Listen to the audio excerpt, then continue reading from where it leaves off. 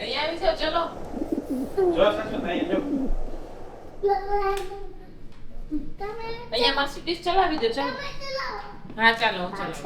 હા હું પાછળથી ચલાવું છું. મામુને આમાં બેસાડી દેવી છે. મામુને કહી દે આમાં બેસીને આવી જા, પ્રણય સાથે નથી જવું એમ કહી દેવું છે.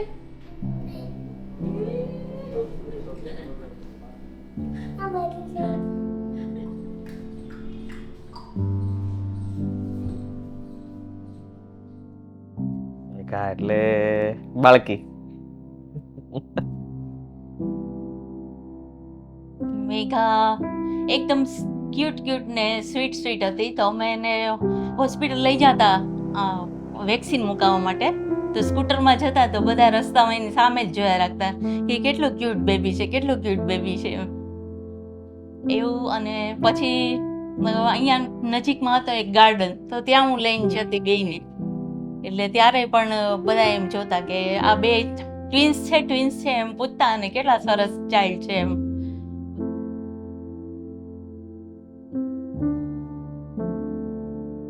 ભૂખ લાગે ને તો ક્રોધ બહુ કરે, ત્યાં સુધી એને જમવાનું ન બને ને ત્યાં સુધી બોલાવે નહીં. એને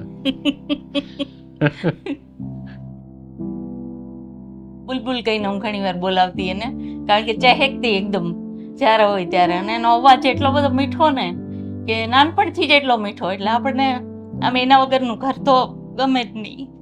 પણ ભણવા માટે બહાર મોકલવી તો પડી જ છે, આવી રીતે ત્યાંય મોકલવી પડશે.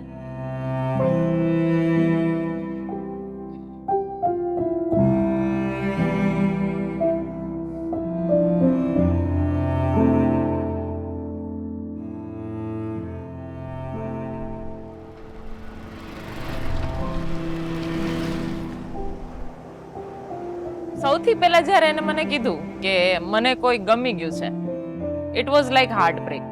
કારણ કે એને કોઈક ગોત્યું છે. મારા માટે હંમેશાથી એવું હાર્ડ હતું કે અરેન્જ મેરેજ તો સિરિયસલી જ હાર્ડ હતા કે 10 મિનિટમાં તો હું જજ નહીં કરી શકું.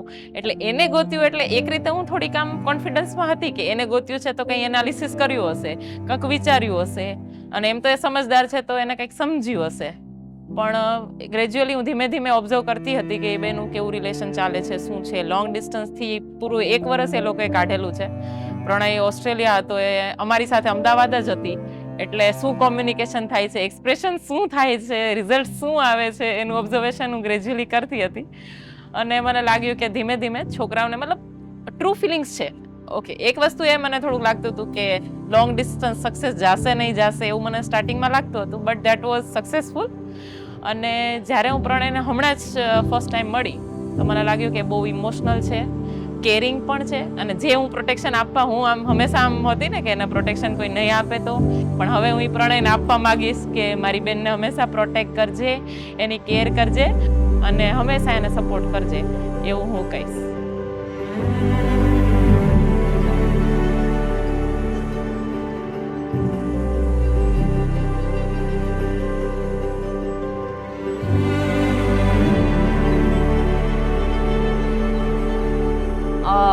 ફર્સ્ટ ઓફ ઓલ તો ફર્સ્ટ લુકમાં જોઈએ તો બે એકદમ પરફેક્ટ છે. એક જ લુકમાં બે એકબીજાને ગમી જાય એવા અમને લોકોને પણ ખૂબ ગમી ગયા છે કે એમની જે જોડી છે ને એ બહુ જ સુપર્બ છે, તો એની નજર ન લાગે અમને.